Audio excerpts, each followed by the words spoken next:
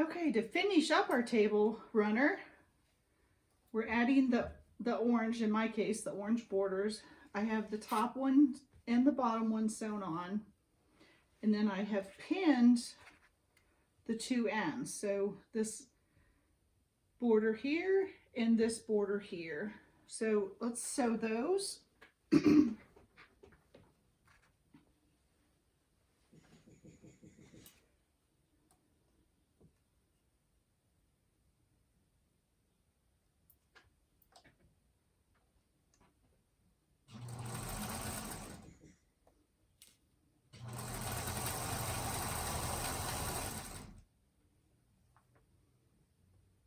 Making sure my seams are flipped the right way.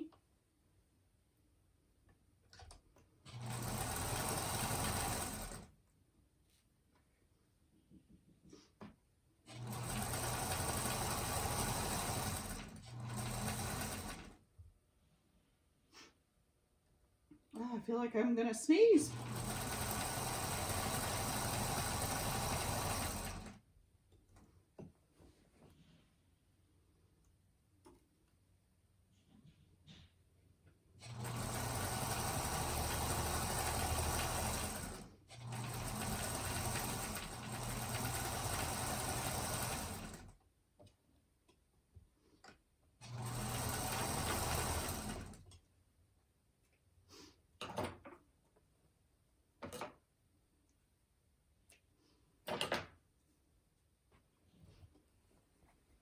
Okay, that's one end. We'll press that towards the seam towards the border.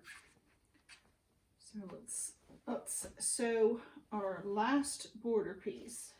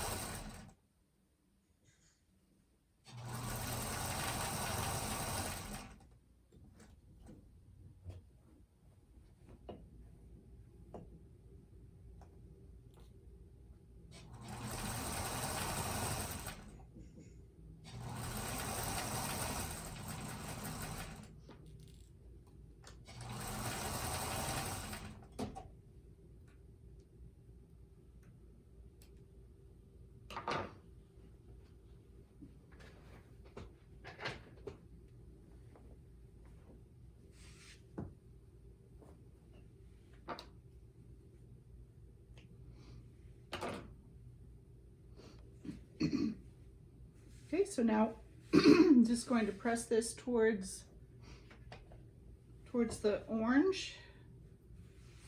Get rid of all my extra strings.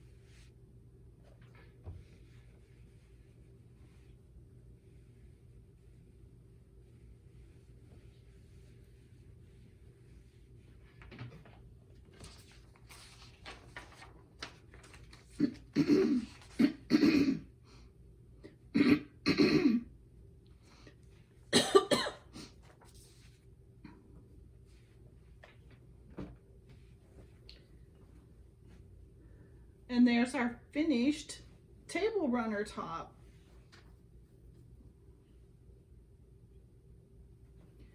Now the pattern doesn't go into how to quilt it or how to do the binding, but you can find lots of videos for that.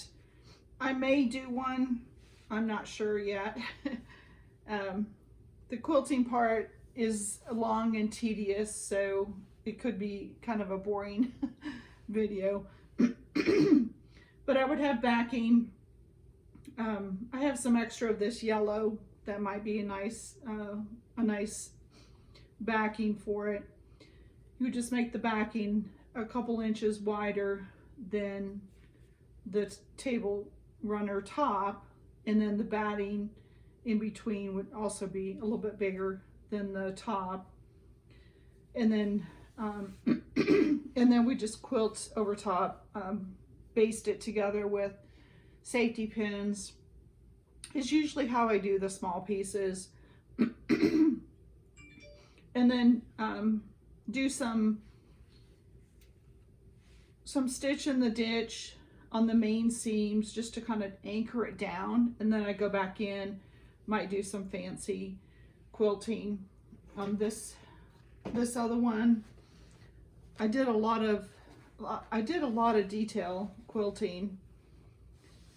Not so much in the stars, just kind of did an outline of the star, but in the individual pieces, especially the ones that look like solids, I did a curvy straight line. Did pebbles here and just did some loops in here. When you have a busy print like this and a busy print like this orange, the quilting isn't going to show up, so I don't worry about putting a lot of quilting in those areas, just enough to get all the pieces sandwiched together. And then in the sashing, I just did wavy straight lines, just long wavy lines. And then in the border, I did some loops along the very edge, big loops, and then I just echoed row after row over top of the loops, and just to add a little bit of texture to the border. And by using the matching thread, it blends in, it just gives it some texture, some quilted texture. It doesn't stand out. For the for the center, for the blocks, I used matching thread. I used blue in here, used purple, reddish purple in here, and then a gold in the yellow and the gold sections, gold thread along here. So generally I don't want my stitching, my quilting to stand out, so by using the same color thread as my fabric, it blends in and just gives it a nice texture to the quilting, and it doesn't take away from the design of the blocks. If you had, say, some big solid blocks and you wanted to do a lot of intricate quilting, that would be the time to do some contrasting thread so your quilting really shows up. But because I'm showcasing the blocks, I wanted my quilting to kind of just give it some texture.